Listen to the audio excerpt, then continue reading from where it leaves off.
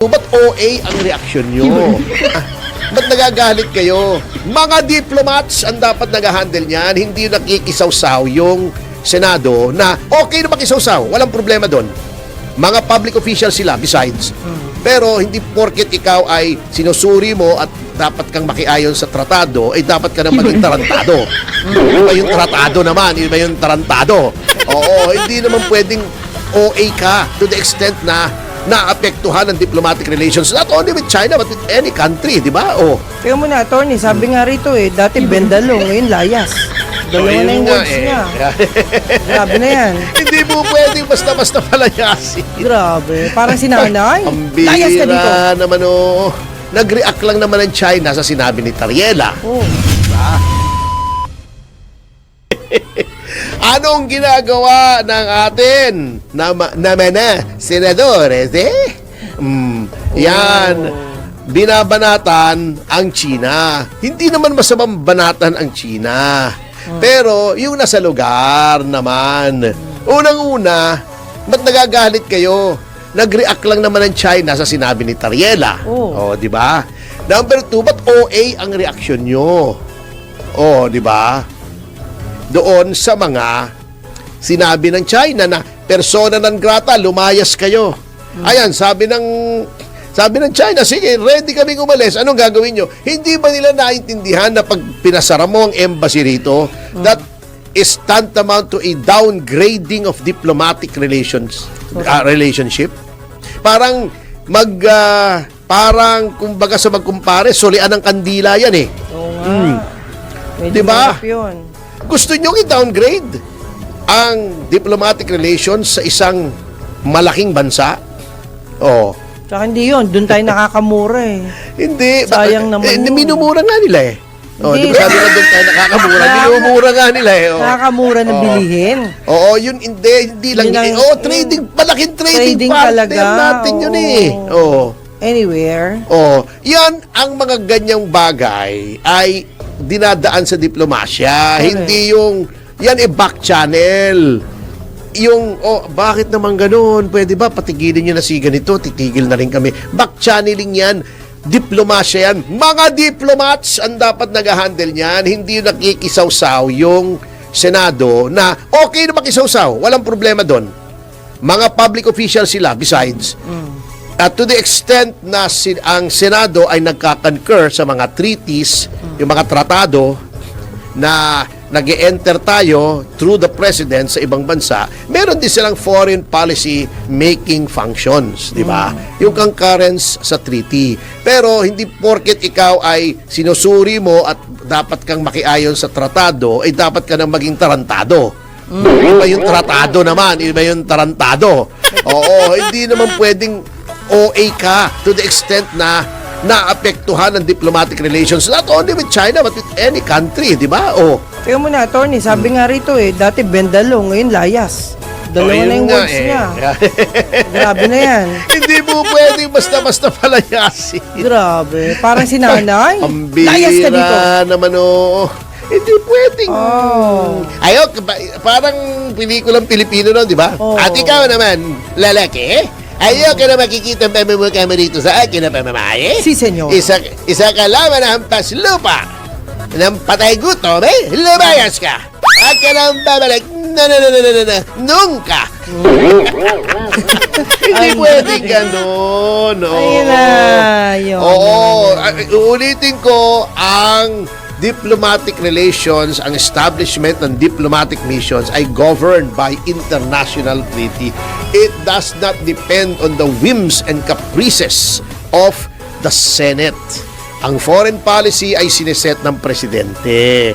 Ang foreign policy, ang foreign policy function lamang ng Senado is to concur or not to concur with a treaty.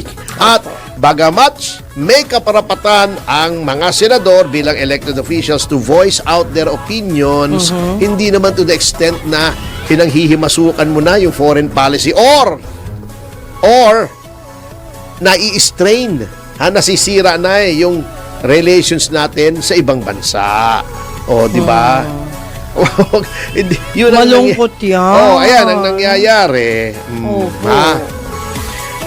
Ang nangyari dito, parang dinidistract nila kasi, di ba, ang nangyari kahapon, may isang lumabas na balita sa Supreme Court na binasura na with finality yung motion for reconsideration ng House of Representatives doon sa impeachment ni Sara Duterte. Yan. At niliwanag nila, ito ay unanimous din, makinig ka, Risa. Ito ang unanimous, hindi yung sinasabi mong unanimous, hindi naman pala unanimous. Di ba? Na fact check ka tuloy. Di ba may sinasabi siyang kaso noon? Ito unanimous na reverse. Di ba sabi ni Attorney Ting, yung tagapagsalita ng Supreme Court na napaka-cute. Hindi naman unanimous yun Ito, ay unanimous na binasura na yung motion for reconsideration ng House of Representatives. At sinasabing hindi na magbabago ang aming desisyon, talagang nakalibing na sa kasaysayan.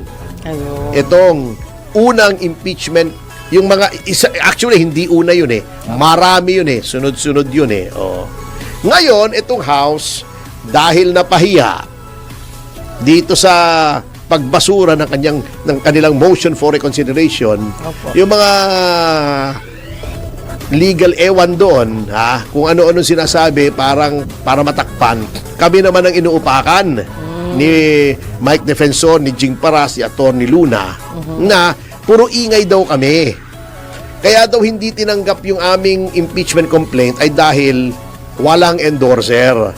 Sir, nasa internet po yung video nung pag-uusap po namin ni Attorney Mormon Salonga na sinasabi niya hindi niya tatanggapin. Wala naman po kayo roon umupa kayo. Wala naman pong pinag-uusapang endorser doon kasi we made it clear na meron po na bababa kung tatanggapin. Ngag lamang ayaw siyempre mapahiya ng mga tao kasi hindi na nga tinanggap yung sa Makabayan nung umaga. Kaya tinanong namin, meron kami impeachment complaint. Kung ipa-file ba namin ito, ay tatanggapin mo. Siyempre, pag final mo yung impeachment, may endorser. Marunong pa itong si Adjong. Nagle-lecture pa sa amin, kailangan may endorser. Alam po namin yun. Mga abogado po kami. Hindi ko alam kung abogado si Adjong o attorney Google lang.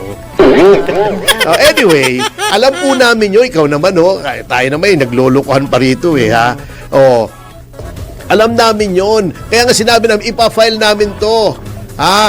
Tatanggapin nyo ba? Pabababain namin yung endorsers namin. Ganun ang usapan. Sabi niya, basta hindi namin tatanggapin yan kasi wala yung House Secretary General. Bakit mo ba pabababain yung endorser mo? Alam mo naman palang hindi na tatanggapin. Mga tirada nyo naman SMB, style mo bulok napahiya lang kayo rito sa mga ganito. Kami upakan nyo para takipan. Itong administrasyon na to, yan ang napakagaling gawin. Yung mag-divert, Parang si Auntie Claire, di ba? Pag may nagtanong ka sa kanya kung ano-anong sasagot niyang wala sa topic, di